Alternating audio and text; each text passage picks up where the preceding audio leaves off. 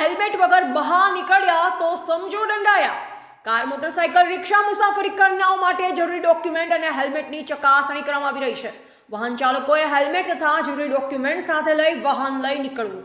આથી સમગ્ર જિલ્લામાં હેલ્મેટ પહેરવું થયું ફરજિયાત। હેલ્મેટ ન પહેરનાર વાહન ચાલકો પાસેથી ₹500નો દંડ કરવામાં આવી રહ્યો છે વસૂલ। ટીવી18 ન્યૂઝ નેટવર્ક સાથે રિપોર્ટર શહેજાદ જોગા, હલદરવા।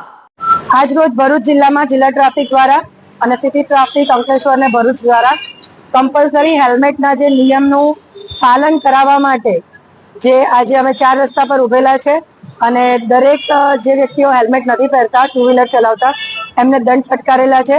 આ અભિયાન ચાલુ જ રહેશે। તમામ જનતાને રિક્વેસ્ટ છે કે ટુ વ્હીલર ચલાવતા હેલ્મેટ પહેરો અને પોતાની સેફટીનું ધ્યાન રાખો। જય હિન્દ।